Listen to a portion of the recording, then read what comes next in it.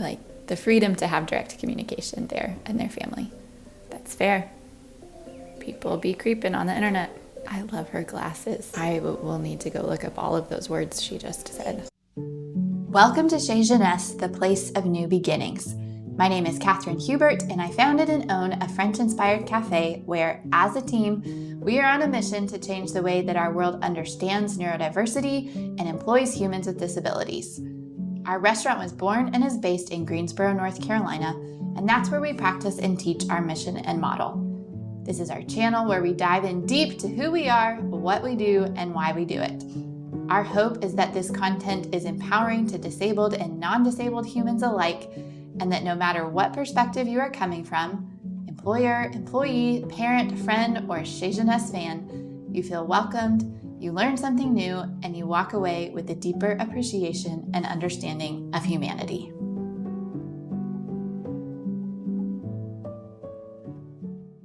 Hey everybody, welcome back to our channel. We are in my office today because we're doing something a little bit different, and I'm going to be responding to the pilot episode of Love on the Spectrum, Season 2, Episode 1. I have watched the first season, which came out several years ago. I feel like I remember watching that during COVID, and the second season dropped. I haven't watched it yet, other than just the little trailer that has popped up on my Netflix. So I'm going to watch the first episode today. Going to be responding as I go. Things that I'm looking out for are the messaging or the posturing that's presented from the filmmakers and the directors in regards to disability and autism in particular, and then how the editing process, how things are portrayed, kind of the general tone or stance that seems to be taken, and then just my own feelings about the show. So we are going to dive right in. This is part 1.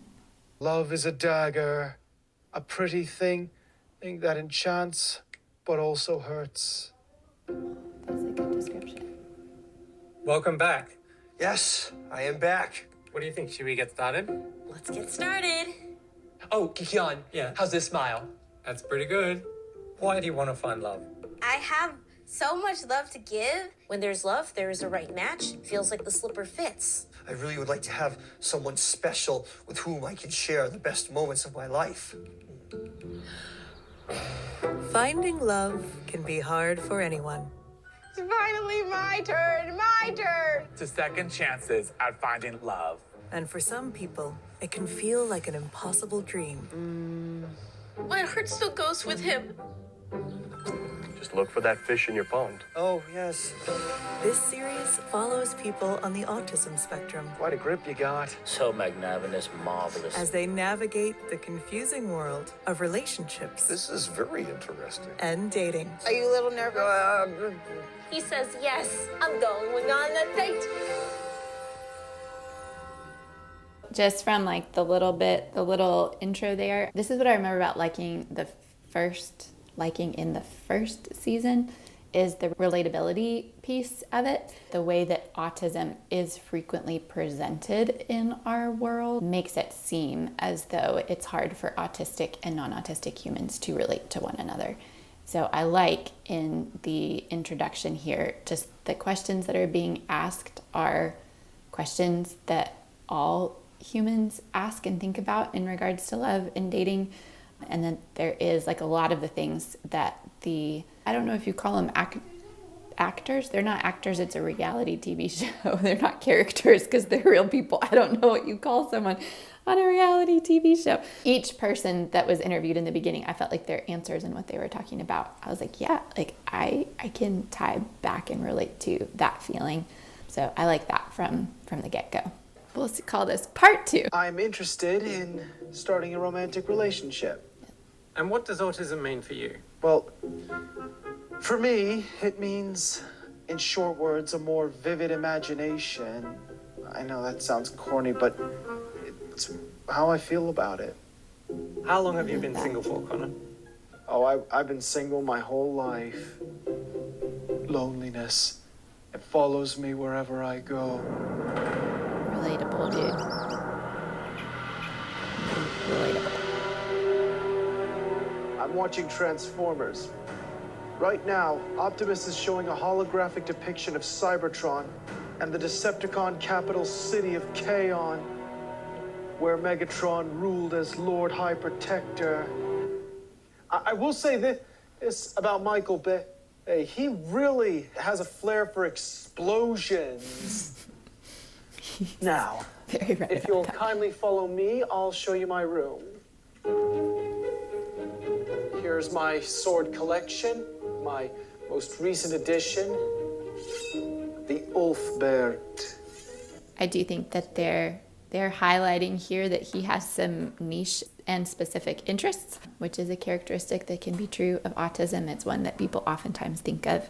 At this point, that's just an observation that they're kind of coming out of the gate with that. But it also seems like that's very true to who Connor is as a person. So it makes sense that that would be included. I feel kind of left out because all my siblings found significant others. Yeah, all of them except me. I don't want to spend the rest of my life alone.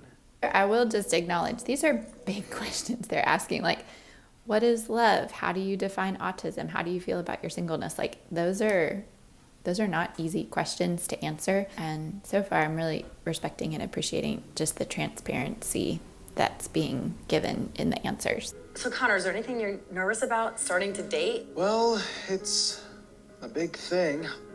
Although there is no change in my facade, I am quite excited. Who knows?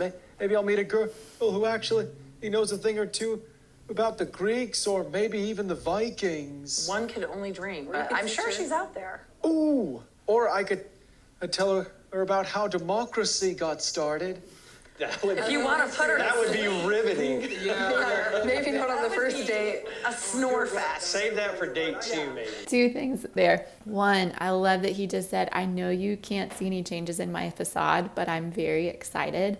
That shows, I think, a lot of self-awareness that he knows that his expressions aren't always matching what his emotions are, and that he communicated that to his family. The second thing is that you can tell his family has his best interests in mind, and also in this moment they're encouraging him to hold back part of who he is to try to win someone over. And I think that's a common thing in dating, whether or not autism or disability is involved. Personally, I would say show up as who you are on date 1.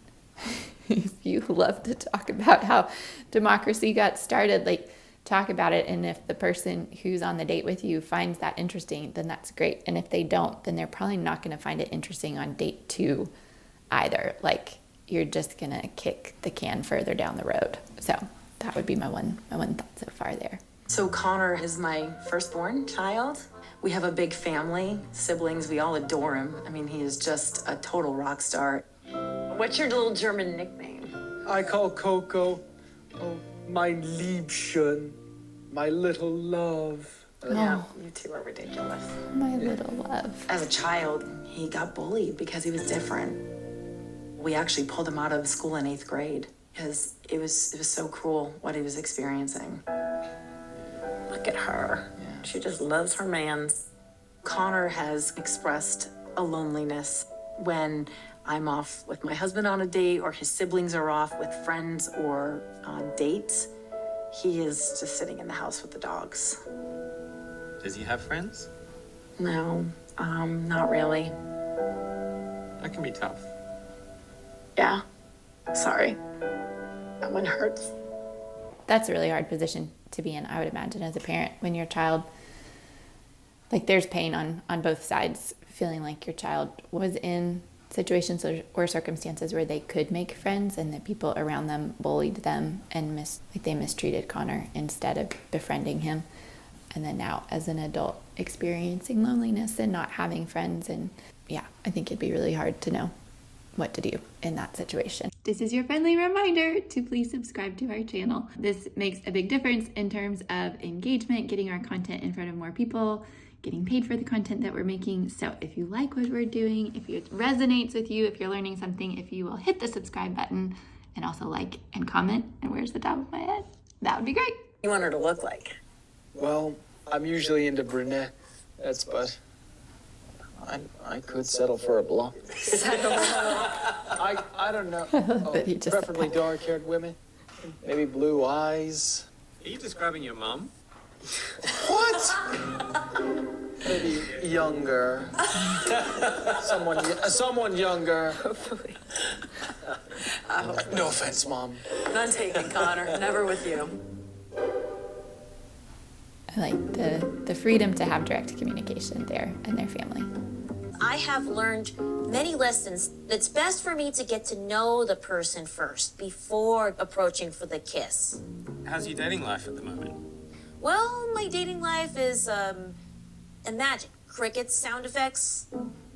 Yep, no dating life right now, but the search for love continues. I love her. I've been receiving a lot of dating inquiries on social media, but the biggest majority of them are creepy. Like, for example, some guy messaged me saying, "Want to come over to Colorado to go on a date?" Kind of creeps me out. That's fair. People be creeping on the internet. Oh my goodness, this is going to be another exciting one. I can't wait. Who will it be? Elasticity Stone or the Goo Shifter Stone from Kid Cosmic? You know what? I'll just go stick with the Elasticity Stone. I love her glasses. Who's this? Hi, the name's Captain Uran. He's a mythical creature called an Earthian Bloblex. I was 13 when I created him. He's like a photoheterotrophic organism. I just put him away. Okay. I will need to go look up all of those words she just I said. am pumped and ready. I still live with my aunt and uncle, but it would be nice for me to live on my own, and especially if I find the right match. I would like a guy who is independent with, like, for example, own a home, capable of driving, if he has a degree, if he has a plan, he has a job. So basically, you want a guy who has his shit together. Oh, yes. Language. I would also just like to say that there seems to be no shame in either Connor or Denny about what they're looking for and what they want. And as someone who is also still navigating the dating scene, that's super refreshing. And that's such a healthy place to enter into dating from. Like the fact that there's no shame and a clear understanding of what it is that they want and they're looking for, and the freedom to actually state that and express that. That's amazing. That's something that I've been practicing for myself and that I look for in other people, and it's not that common that I feel like people actually feel the freedom to just be upfront about what they want. So that's a big advantage going into it. What kind of person do you hope that this new date is? Well, I hope this new date already has an animation job and already has his portfolio together. Yeah, but what about him as a person, though? Hoping he's properly groomed. What do you mean, like he's taking a shower? Like taking a shower, he doesn't smell, he knows how to brush his teeth, respect my Honestly, boundaries. those are Respect my amazing boundaries. things. Don't be creepy. I want him to be like creepy, like, hey, hiya, baby, I love you, something like that. Let's hope not. Yes. I hope not. That's so good. Ready for this? Needs to be I'm respectful ready. of boundaries, needs to have Here we teeth go. brushed. Thank you. Fully support both of those things. Thank you. So much has happened since we last saw each other. A lot of people have been recognizing me now. That's pretty cool. I do like it. Of course, I don't want to sound like a glory seeker, but I don't mind the attention. I guess I'm kind of a pseudo-celebrity, actually. That's not too bad. Glory seeker, I am going to I'm still adopt that. continuing my search for love. I'm still looking, still hoping to find that special someone with whom I could share the best moments of my life. I was absolutely certain that I would have both my own house and a wife before I was 30, and now I'm 35, and I still do not have either of those. So tell me, what have you been doing to try and find love lately, James? That's also very Practically relatable. everything. I've been to like 20 or 30 speed dating events, and no, I haven't had any matches, which has been unfortunate. I have to wonder, maybe I have, and the organizer simply didn't tell me, but I don't want to believe that anyone would be deceptive like that, but I just think it's statistically highly unlikely that I would have no matches. But I am not allowing myself to be discouraged. I have to keep looking. I'm identifying with him on a few different points. Just the honesty in not being where you thought you were going to be at a certain age in life. I feel like that's something that I can relate to, but a lot of people can. And then honestly, that raises some red flags for me too about like, how can you go to 20 or 30 different speed dating events and not have any matches? I agree with him. That feels statistically impossible. I would feel discouraged.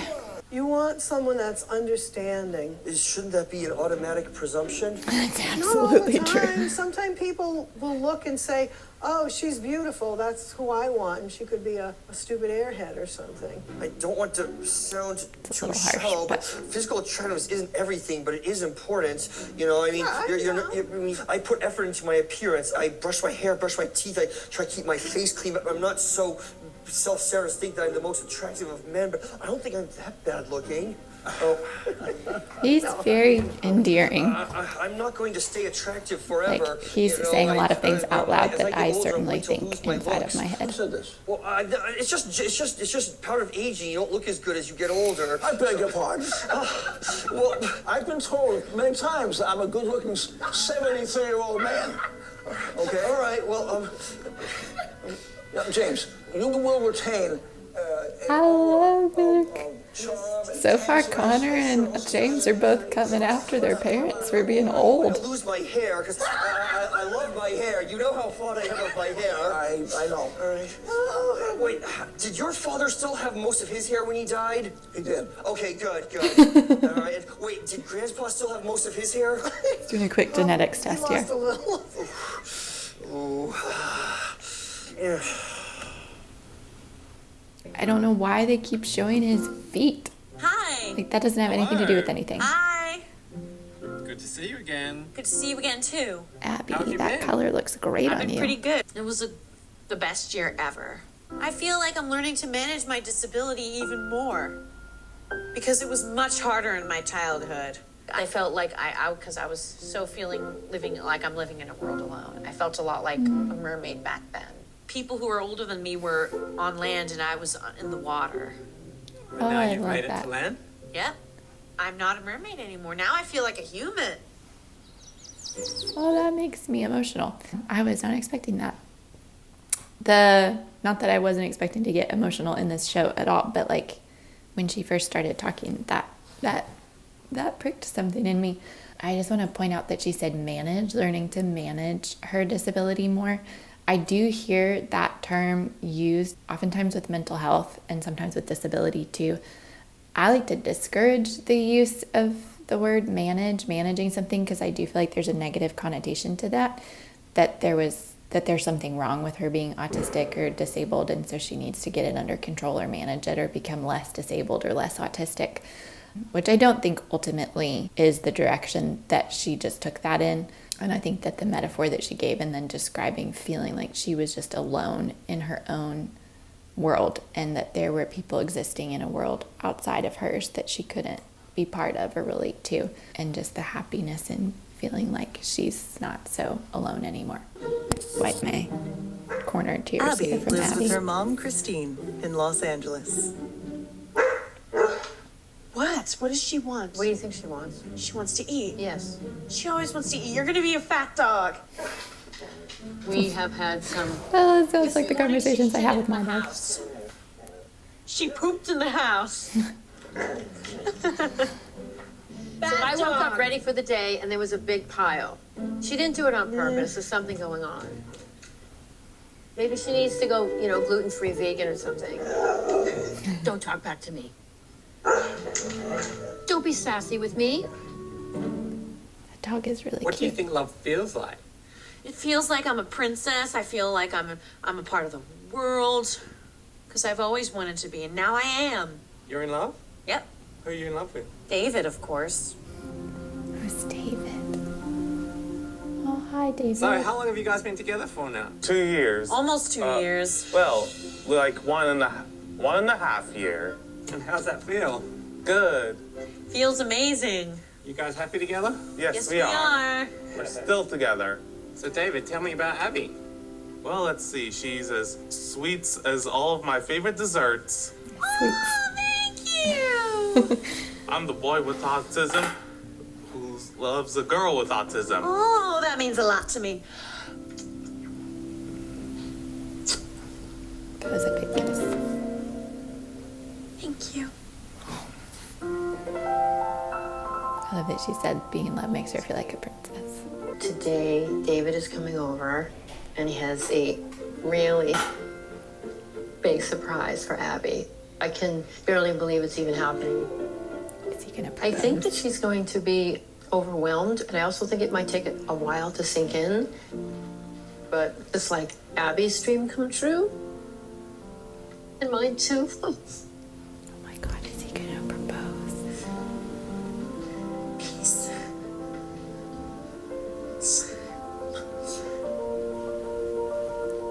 I have these giant stuffed lions are really big. In your room? Yeah. Yeah, you do. Well, they stare at me. David thinks they're looking at me because probably thinking how cute I am. You two are really sweet together. She is super cute.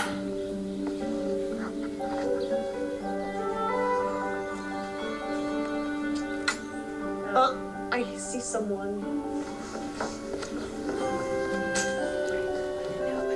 Hold on, I gotta go. He's doing this like Love Actually style. Got his poster. You have a clearer idea No, these days? wait, come back. Why'd she just... is he gonna propose or not, guys? We're back to Danny. I'm from lovely San Diego, and it's been a wonderful drive. Oh, yes, that's where San Diego Comic-Con is from. Yes, I'm very much into San Diego Comic-Con. I've been attending every year since 1994, and it's my absolute favorite place. She's like, oh, I'm getting hot. Cartoons, geeky stuff, and it's pretty much just what makes my life go. Oh, yes. Are you into You comics? can see just like the visceral excitement in I her. like anything science fiction, and I do like comics and animation. You know, like Disney Television, She's like, Nickelodeon, tell Cartoon me Network. more. Oh yeah, I'm a big Cartoon Network fan. Very good Dexter's Labs, Oh, Samurai yes. Jack. I have picked up on Sonic Prime. Sonic Prime is definitely an epic one right now. Yeah, I'm really liking that. One of my homeboys, Omar, actually is a writer for the show, so I've been watching that. And Wow, he's a writer? He's a On writer. Sonic Prime? Mm-hmm. And he plays Pokemon cards with me on weekends. Because They are a good match so far. They've got a lot to talk about. Oh my God, they're both so cute. Into the Spider-Verse? I have. I'm a big fan of Spider-Man Into the Spider-Verse. I think he's just the greatest superhero of all time, and I especially love the 90s cartoon. That's where I modeled my haircut after. Peter Parker? Peter Parker in the 90s. But it's just what I'm passionate about. It's what I like. Comics and cartoons and animation stuff. I know, I tend to be hogging the spotlight right now. It's like, Danny, I want to hear you talk a little bit. All right, thank you so much. Now that you're conscious about what you're talking, I know you feel carried away about the entire conversation. So, how old are you? I'm 37. People are kind of shocked by my age. It's like, you're 37, you're not like 26. I'm 37. I don't know how I do it either. I was going to say the same thing because people are shocked because I look so young and I still look like a teenager. I'm 28. Hey, it's a good problem to have. Oh, yes. I don't know, maybe it's just something about people like us always indulging in the things we love so much. Oh, yes. Oh, I actually really like that perspective. A couple things about that last segment. One, I love that he recognized that he was monologuing and then she agreed and called him out on it. But still, like, no blame or like shade or disrespect in any of that. It was just factual, like stating the facts. And then how he just said that their reckless pursuit of the things that they love may be part of what keeps them looking young. What actually got you into animation? Well, it's because I have my own little animation company and we help educate, elevate, and empower youth on the autism spectrum by helping them turn their passion in animation into a career. That's actually really cool. That's really cool. It's like, You could see his face light up when she said that.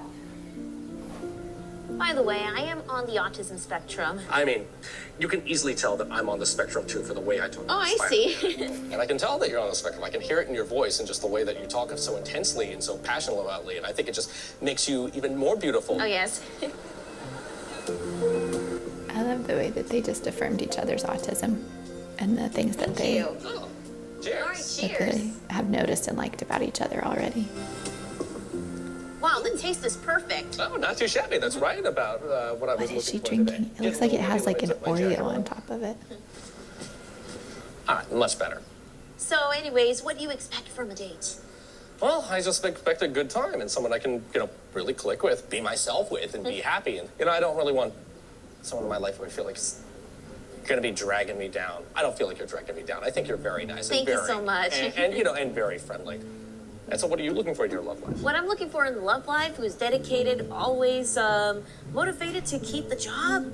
I know getting your life together can be a little easier said than done. I mean, I graduated from college and had to move back home with my parents, and then I just was hanging out and about, like just kind of just being a lazy slob, and I had to work my way up, getting a job as a chauffeur. These are deal breakers for me. Now You can it's see like it in I her work at face. a trading card company, and so it's... And you earn money? How?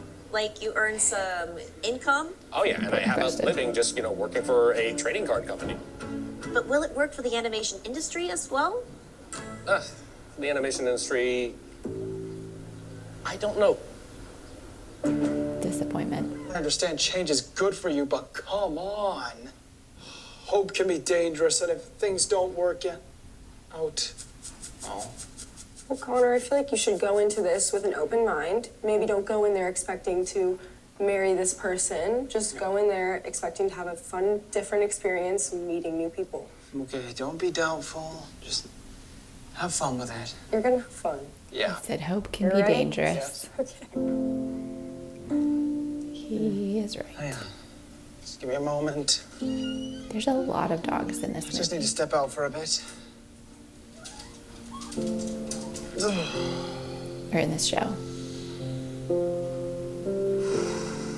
I think he's gonna do a great job. I think right now he's just a little bit maybe nervous, not used to the change, but like there's no one more deserving of this experience than Connor. He just has the biggest heart, and I feel like he hasn't had a chance to share that with somebody else. He will come to me and say that he's lonely, that he's always wanted to have somebody. And I think it's hard sometimes watching his siblings be with other people romantically. I'd do anything for him, honestly. Literally my favorite person. I really hope he finds love. He's got some great tools for helping manage stress and kind of like recenter, reground. So I appreciate that he took the time to do that for himself. And then his sister, like she obviously really genuinely cares about him, but it seems like she also has spent a lot of time thinking about things from his perspective or just understanding more of where he might be coming from on things. And I like that too. All right, Genèse teammates, your keyword this week is martini. We're back to Abby. Hi, Abby. Can you say yes to coming with me to Africa to see our favorite animal, the lion? What a grand romantic gesture. Thanks. You're welcome. Do you know She what just was like, David just "Thanks." asked her? Maybe once we sell the house. This isn't in the future. This is happening now. Wow. The trip has been booked to go to Africa.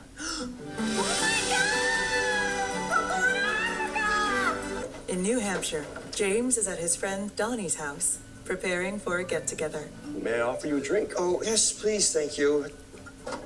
That sign is kind of problematic. Yes, thank you. Why don't you use the bottle opener? Oh my god. There's so many things about this man cave. No. That's it. God, there, no. got it. Hope no hair got in the drink. Cheers to that. Cheers.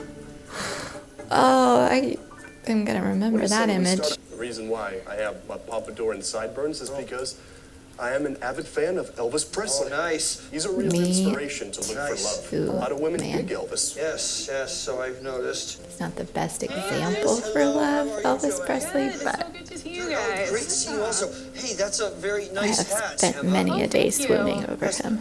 Actually, as a matter of fact, I'm going to be going on a date soon. Yes, isn't that great? Yes, I don't know. I mean, Way to go, Dave. yes, yes. I hope it's okay for me talking about this in front of you, Emma. I hope you don't mind. It's okay. Okay. No, please talk about it. I'm here Yes. for it. So. Okay, good. I'm glad you're okay with it. So, It's like, that was awkward. I I think they're painting this out to be more awkward than it actually was. Right. You miss me?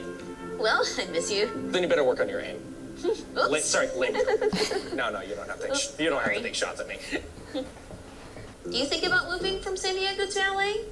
I've thought about it a couple of times, but I really love what I get to do, and I really love where I am. I think that he thinks this is going better than she thinks it's going. That's my call so far. Have you ever been on a blind date before? Believe it or not, I have never been on a blind date before. Sometimes they don't work out, and sometimes it's face it, tiger, you hit the jackpot. A little Spider-Man reference there. I was like, that's gotta be from something. Mary Jane on a blind date. Yeah. Yeah, he's Do you think losing I'm her cool? a little bit. You're looking cool. But I think I could do something like this again, Danny. Oh, yes, maybe.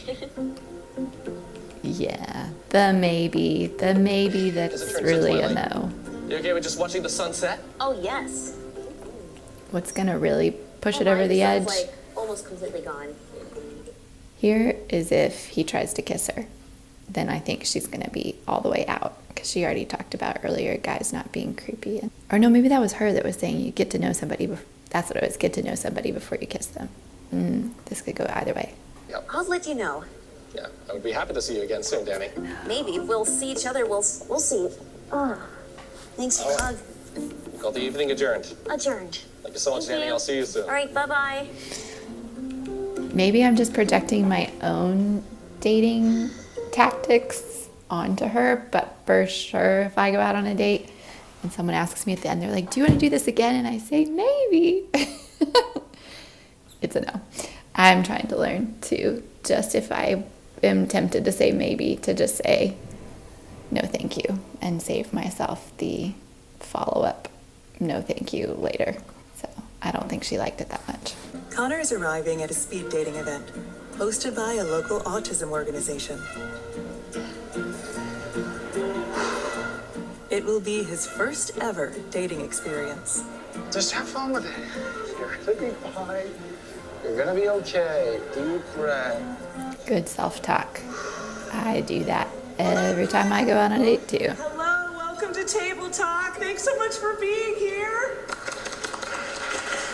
I don't know anything about this organization that's putting on this event, but I do notice that their logo has all the puzzle pieces on it, which is outdated in the world of disability and autism. So the puzzle piece is not the identity marker for autism anymore. The infinity sign is. So that's just an observation. Hey, how are you? Hi, Jaylene. I'm Connor. It's Jillian. Oh, Jillian, so sorry. Okay, thank you, yeah. Yes. So, Good job anything you want to talk about? making sure your name Sure. is said right. I will say one thing from a production element right here is they're doing this whole like speed dating. Seeing the music that they've got going on in the background here is intensifying the awkwardness of the moment.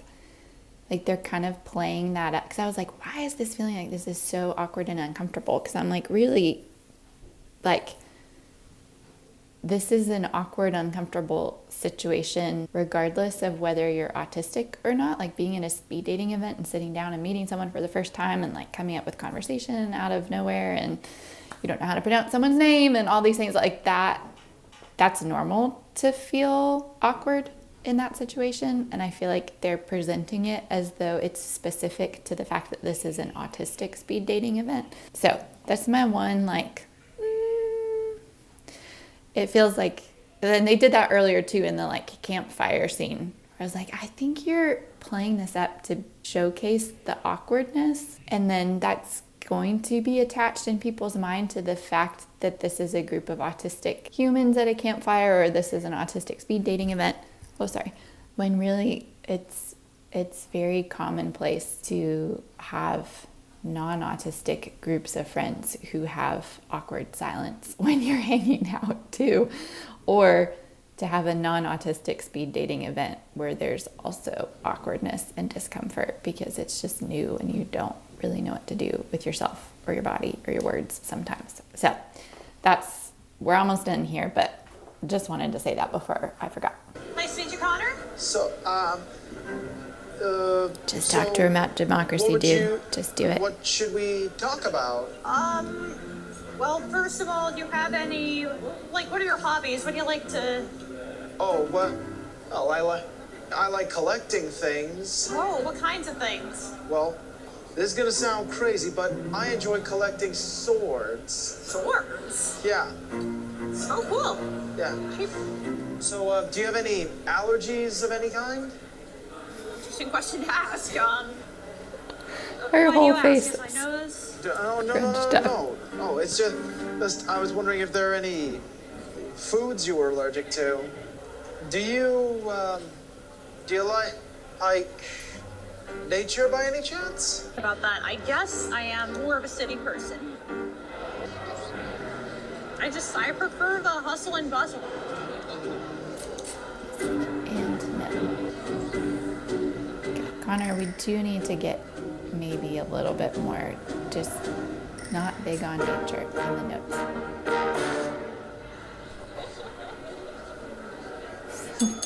All right, Emily. everybody, it's time to move. It was nice meeting you. Nice meeting you too. Thank you. We could maybe cross people off the list after they stand up from their table. No, while they're still sitting there. There we go. Am I not supposed to? Oh, that's the end. Now I have to actually give all my final thoughts. I don't know how I feel about how they ended that episode. There's part of me that's like, I can relate to that feeling of like, damn, I messed it up. Like I did the thing that I wasn't supposed to, or the wrong thing, but genuinely not knowing any better. Like he's figuring, I think this is the first time he's been to a speed dating event. So that feels really fair to me that you wouldn't know. So maybe that ties back in a little bit earlier to the beginning when they were introducing the event. And I was like, she has a puzzle piece on her, on her shirt, which I think there was part of me that was like, let me just observe and not be judgmental about that. And then there was another part of me that was like, but that does show a level of understanding around autism and what is being promoted, talked about, championed, changed, cultivated, all those things within the autistic community. Just being out of touch with that, because that's, I mean, it's a more recent thing that it's switched from the puzzle piece to the infinity sign, but it's not that recent. Like it wasn't something that happened a few months ago. Like this was still several years ago. All that to say, like that was kind of maybe a more minor observation on my part, but ties into just a theme of, I'm not sure that the group that was hosting this event was setting up their participants for the highest level of success. Part of that being there's the potential that this is the first time that we at least know that Connor, it's his first time participating in an event like this. He's probably not the only one who is doing this for the first time. So establishing some ground rules for what speed dating looks like. And maybe they did that and it just wasn't filmed, but the introduction to me seemed very short. Like you get 5 minutes, the girls are going to rotate around, ready, set, go.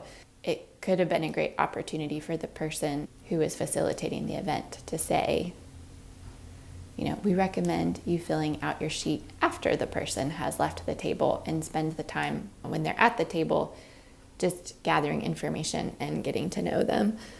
I don't know if they had some conversation starter questions in those buckets that were on the tables, pointing that out. Like if you feel like you're stuck and you don't know what to say, maybe there's a reference back to something else so that you don't have to do all of that on the spot. Now I'm just trying to basically take over the organization of this speed dating event. But the overall thought there being, I do see frequently in culture, and also this is something that I've seen in myself, that as a non-autistic human and non-autistic humans within the world would like to impose non-autistic norms or social standards and requirements onto autistic individuals instead of taking the time to see why are those norms and standards there in the first place, and are there ones that truly don't matter that could be different? Can we make space for a different standard, a different idea, a different perspective, way of doing things? Can we make space for that instead of just asking for the person that is perceived to be different to conform? Because again, that kind of goes back to this idea of there's a baseline or there's a norm, and it's more desirable to be part of that baseline or norm than it is to a part of it, separate from it. instead of being able to recognize that each person is unique and their own individual, and that there can be a lot of beauty and joy when we allow that diversity to actually be present in our world. I want to watch more of this show and see how those themes continue. But just from the first episode, I would say I like the humanity that's being represented. I like how, for the most part, the show has an emphasis, I think, around empathy and relatability between autistic and non-autistic humans. I am curious to see if they ever match autistic participants with a love interest that is non-autistic, or if they're only matching an autistic person with another autistic person, or if that's a preference that was set by the participants in the first place. There are, I think, still some hints of bias that are present in the show. One being that people with autism are socially awkward. That seems to be highlighted. I'm saying that's a bias. And then that it's better to adhere to non-autistic social standards or requirements. Those two things I think are present. I'm curious to see how they pan out in the rest of the show. But overall, I do feel like the show leaves you with a very positive experience and connection towards the people that are being represented in this show. I know I certainly enjoyed getting to know all of them. So that's going to be it for today. Drop your comments, thoughts, questions below. If you've watched more of the season already than I have and you want to ask some questions or give me some things to look out for as I continue my own journey with it, I would love that. And we will see you next week.